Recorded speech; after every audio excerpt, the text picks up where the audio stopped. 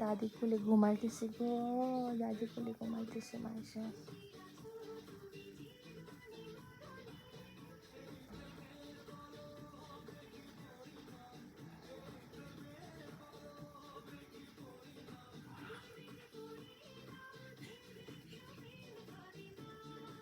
আরাম পাইছে, ঘুমা যাইতেছে আম্মু। আলে দাদি কোলে ঘুমাবে, এই দাদিটা আছে বলে দাদির কোলে ঘুমাইতে পারে। আল্লাহ দাদির দীর্ঘ আয়ু দান করুক, আমিন।